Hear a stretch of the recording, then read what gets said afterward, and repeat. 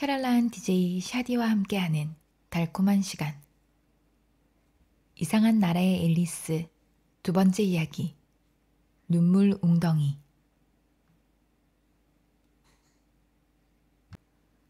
신기하다, 신기해. 앨리스가 소리 질렀다. 순간 너무 놀라서 말도 제대로 안 나왔다. 세상에서 제일 기다란 망원경처럼 몸이 쭉쭉 늘어나잖아. 내 발들아, 잘 있어. 위에서 내려다보니 발은 점점 더 멀어져 거의 보이지도 않았다. 아, 조그맣고 불쌍한 내 두 발. 이제는 양말과 신발은 누가 신겨주지? 나는 도저히 못할 것 같은데. 이렇게 멀어졌으니 정말 어떡하나? 발들아, 너희 나름대로 최선을 다해야 해. 그래, 발한테 잘해줘야겠다. 생각해보니 그랬다. 내가 가고 싶은 대로 발이 안 갈 수도 있잖아. 어디 보자. 크리스마스 때마다 새 부츠를 사서 신겨줘야지. 앨리스는 부츠를 어떻게 선물할지 고민해보았다. 우편으로 배달시켜야겠네. 얼마나 웃길까? 내가 내 발한테 보내는 선물이라니. 주소도 너무 이상하잖아. 앨리스의 오른쪽 발에게 벽난로, 펜스 앞, 양탄자 위. 앨리스가 사랑을 담아. 세상에, 내가 지금 무슨 말을 하는 거야? 그때 머리가 방 천장에 콩 하고 부딪혔다. 이제 키는 2m 70cm보다 더 커졌다. 앨리스는 곧바로 작은 황금 열쇠를 들고 정원문을 향해 뛰었다. 하지만 가여운 앨리스. 아무리 애를 써도 옆으로 누워 곁눈으로 정원을 볼 수만 있을 뿐 도저히 문을 통과할 수는 없었다. 앨리스는 주저앉아 또 울기 시작했다. 창피한 줄 알아야지. 너처럼 다 큰 애가 이렇게 계속 울기만 하다니. 그만둬, 지금 당장. 하지만 앨리스는 눈물을 멈추기는커녕 콸콸 쏟아냈다. 어찌나 눈물을 많이 흘렸는지 10cm 깊이 정도의 큰 물엉덩이가 생기더니 점점 차올라서 방의 절반 높이 정도까지 잠겼다. 그때 갑자기 멀리서 희미하게 파닥거리는 소리가 들렸다. 앨리스는 서둘러 눈물을 닫고 누가 다가오는지 쳐다보았다. 토끼가 한 손에는 흰 염소 가죽 장갑을, 다른 손에는 커다란 부채를 들고 옷을 멋지게 차려입고 돌아온 것이었다. 토끼는 무슨 일이 그리 급한지 허겁지겁 걸으며 투덜거렸다. 이런 공작 부인을 어쩌나? 이렇게 기다리게 했으니 얼마나 사납게 굴까? 절망에 사로잡혀 있던 앨리스는 도움을 청할 상대를 고를 처지가 아니었다. 그래서 토끼가 가까이 다가오자 떨리는 목소리로 조심스럽게 말을 걸었다. 저기 혹시 괜찮으시다면. 토끼는 앨리스의 목소리에 화들짝 놀라더니 흰 장갑과 부채까지 떨어뜨리고는 허둥지둥 어둠 속으로 도망쳐버렸다. 앨리스는 부채와 장갑을 집어들었다. 복도가 후덥지근했던 터라 부채질을 하며 혼잣말을 이어갔다. 어쩜 오늘은 모든 게 이상하네. 어제는 그냥 보통 때랑 똑같았는데 내가 밤사이 변한 걸까? 어디 보자. 오늘 아침에 일어났을 때 내가 똑같았나? 약간 달랐던 것도 같은데. 하지만 내가 똑같지 않다면 다음 질문은 그럼 대체 나는 누구지? 세상에, 이게 무슨 말도 안 되는 퀴즈야. 앨리스는 자기와 나이가 비슷한 아이들을 떠올리기 시작했다. 그 애들 중 하나로 변한 건 아닐까? 아이다가 아닌 건 분명해. 그 애는 머리카락이 꼬불꼬불한데 내 머리카락은 전혀 그렇지 않으니까. 메이블도 아닌데. 나는 아는 게 참 많지만 메이블은 아는 게 별로 없잖아. 걔는 걔고 나는 나잖아. 맙소사, 머리가 너무 복잡해. 내가 잘 아는 걸 한번 생각해 보자. 그러니까 4 곱하기 5는 12이고 4 곱하기 6은 13이지. 그리고 4 곱하기 7은 아휴, 이 속도로는 20까지 가지도 못하겠다. 어쨌든 구구단은 중요하지 않으니까 지리를 한번 기억해 봐야지. 런던은 파리의 수도고 파리는 로마의 수도고 로마는 아닌데? 다 틀렸어. 내가 진짜 메이블이 됐나 봐. 그렇다면 꼬마 악어를 외워봐야겠다. 앨리스는 수업 시간에 하던 것처럼 무릎에 손을 포개고 시를 외우기 시작했다. 하지만 어쩐지 목소리가 이상하게 거칠었고 틀린 단어가 불쑥 튀어나오기도 했다. 꼬마 악어의 꼬리가 어쩌면 저리 빛나나. 황금빛 비늘마다 나일강의 물을 쏟아부었구나. 꼬마 악어가 미소 짓네. 발톱을 가지런히 펼치며 부드럽게 입을 벌리고 작은 물고기를 맞아들이네. 가요운 앨리스가 말했다. 완전히 틀린 것이 확실해. 앨리스 눈에 눈물이 그렁그렁 맺히기 시작했다. 내가 정말 메이블이 됐구나. 그러면 그 좁은 집에 가서 살아야 하잖아. 갖고 놀 장난감도 없는데. 맞다. 수업도 엄청 많이 들어야 할 거 아냐. 아니야. 이렇게 해야겠다. 내가 메이블로 변한 거라면 그냥 여기에서 살래. 누가 고개를 들이밀고 얘야 이리 올라와라. 그래도 나는 제가 누군데요? 먼저 대답해 주세요. 대답이 마음에 들면 올라가고 아니면 다른 사람이 될 때까지 여기에 있을래요. 하지만 앨리스는 와락 울음을 터뜨렸다. 제발 누구든 고개를 내밀어주면 좋겠다. 나 여기 혼자 있는 게 너무 싫어. 앨리스는 이렇게 말하곤 무심코 손을 내려다보다가 흠칫 놀랐다. 한쪽 손에 시계토끼의 장갑을 내내 끼고 있었던 게 아닌가. 이게 어떻게 손에 맞지?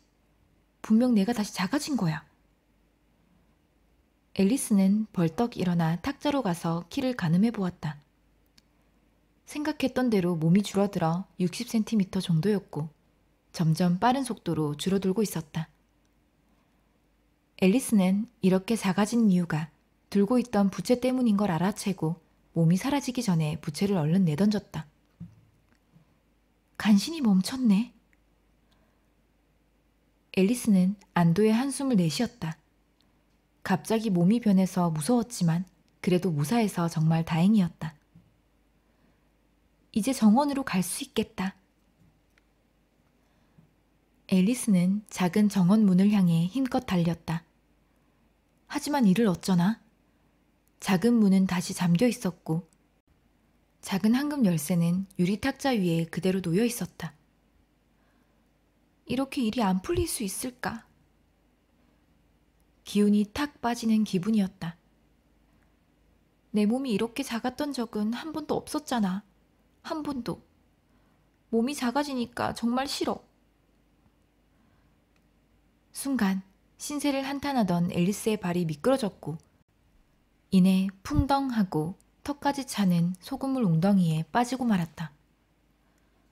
어찌된 일인지 몰라도 바다로 떨어졌다는 생각이 가장 먼저 떠올랐다. 그렇다면 기차를 타고 돌아가면 되겠네. 앨리스는 그렇게 중얼거렸다. 앨리스는 지금까지 바닷가에 딱 한 번 가봤다. 이동식 탈인실이 여러 개 있고 아이들은 나무삽으로 모래놀이를 하고 숙박시설이 늘어져 있으며 뒤편에는 기차역이 있었다. 그래서 앨리스는 영국의 어느 해변에 가든지 다 그렇다고 믿고 있었다. 하지만 곧 이 웅덩이가 조금 전 자신의 키가 3m 정도 되었을 때 흘렸던 눈물이 고인 웅덩이라는 걸 깨달았다. 그렇게 많이 울지 말걸. 앨리스는 헤엄치며 땅으로 나가는 길을 찾아보려고 했다. 내가 흘린 눈물에 빠지는 벌을 받다니 정말 이상한 일이야. 하지만 오늘은 모든 게 이상한 날이니까. 바로 그때 조금 떨어진 곳에서 첨벙하는 소리가 들려왔다. 앨리스는 무슨 소리인지 알아보려고 그쪽으로 헤엄쳐 갔다. 처음에는 바다 코끼리나 하마일 거라고 확신했지만 다음 순간 자신이 지금 얼마나 작아졌는지 기억하고는 그 동물이 그저 자신처럼 눈물 웅덩이에 빠진 작은 생쥐일 뿐이란 걸 알아차렸다. 앨리스는 생각했다. 이 생쥐에게 말을 걸어봤자 얻는 게 있을까? 여기는 전부 다 이상하니까 지도 말을 할 줄 안다고 생각하는 게 맞겠지. 어쨌든 시도해봐서 나쁠 건 없잖아. 그래서 앨리스는 생쥐에게 말을 걸기 시작했다. 생쥐야, 이 웅덩이에서 나가는 법을 알고 있니? 여기서 수영하는 게 너무 힘들어. 응? 생쥐야. 생쥐는 앨리스를 호기심 어린 눈으로 쳐다보고 작은 눈으로 윙크하는 듯 했지만 대답은 하지 않았다. 앨리스는 이렇게 짐작했다. 영어를 못하나 봐. 그렇다면 정복자 윌리엄과 함께 프랑스에서 온 쥐일 거야. 앨리스는 아는 역사 지식을 다 동원해도 그렇게 오래전에 무슨 일이 일어났는지 생각나는 게 하나도 없었다. 그래서 이런 질문을 던져보았다. 위에마 샤트? 프랑스어 시간에 책에서 제일 처음 배웠던 문장이었다. 그런데 쥐가 갑자기 물에서 펄쩍 뛰어오르더니 무서워하며 벌벌 떨었다.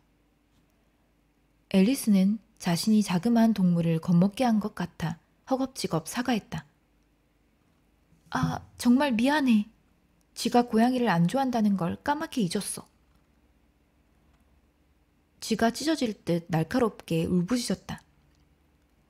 고양이 싫어. 네가 나라면 고양이를 좋아하겠니? 앨리스가 생쥐를 달랬다. 아마도 좋아하지 않겠지. 화내지 마라. 그래도 너에게 내 고양이 다이나를 보여줄 수 있으면 참 좋을 텐데. 다이나를 본다면 분명히 너도 고양이를 좋아하게 될 거야. 정말 착한 고양이거든. 앨리스는 웅덩이에서 느긋하게 수영하며 혼잣말하듯 중얼거렸다. 그리고 다이나는 난로 옆에서 얼마나 근사하게 가르렁거리면서 발을 핥고 얼굴을 씻는지 몰라. 안으면 얼마나 부드러운지. 그리고 쥐를 잡는데도 선수야. 어머, 정말 미안해. 이번에는 생쥐가 온몸의 털을 쭈뼛 곤두세운 모양이 머리끝까지 화가 난 게 분명해 보였다. 앨리스가 얼른 말했다. 너가 원하지 않으면 우리 이제 고양이 얘기는 하지 말자. 생쥐는 꼬리끝까지 벌벌 떨며 소리 질렀다. 하, 우리라니. 마치 그 얘기를 내가 꺼낸 것처럼 말하는구나. 우리 가족은 늘 고양이를 좋아한 적이 없어. 심술궂고 저급한 데다 지저분하기까지. 고양이라는 말을 두 번 다시 듣고 싶지 않아. 다시는 안 할게. 너는 개를 좋아하니? 앨리스가 황급히 대화의 주제를 바꿨다. 생쥐는 묵묵부답이었지만 앨리스는 열심히 설명하기 시작했다. 우리 집 근처에 똘똘하고 귀여운 강아지가 있는데 너한테 보여주고 싶다. 눈이 또랑또랑한 테리어 종인데 털이 길고 꼬불꼬불하고 갈색이야. 그리고 던지기 놀이하면 잘 물어오고 식사 시간에는 똑바로 앉아서 음식을 달라고 졸라. 다른 것도 할 줄 아는 게 많은데 지금은 절반도 생각이 안 나네. 주인은 농부 아저씨인데 강아지가 너무 똑똑하다며 100파운드의 가치가 있대. 게다가 쥐 같은 것도 다 잡는다고. 오, 이런. 앨리스가 미안한 마음에 황급히 외쳤다. 내가 또 기분을 상하게 했구나. 쥐는 앨리스에게서 멀리 떨어지려고 있는 힘을 다해 헤엄을 쳐서 한바탕 소란스럽게 했다. 그래서 앨리스는 생지를 부드럽게 불렀다. 생지야, 다시 이리 와봐. 너가 좋아하지 않으면 우리는 고양이, 강아지 얘기는 다시는 하지 않을 거야. 생지는 이 말을 듣고 몸을 돌려 천천히 앨리스 쪽으로 수영해 왔다. 지는 얼굴이 꽤 창백했고 목소리는 덜덜 떨렸다. 땅으로 가자. 내 이야기를 들려줄게. 그러면 내가 왜 고양이랑 개를 싫어하게 됐는지 알게 될 거야. 이제 눈물 웅덩이는 미끄러져 빠진 새와 동물들로 너무 복잡했기 때문에 마른 땅으로 나가야만 하는 상황이었다. 주변은 오리와 도도새, 앵무새, 새끼 독수리까지 신기한 동물들로 와글와글했다. 앨리스가 길을 안내하자 동물들은 일제히 땅을 향해 헤엄쳤다.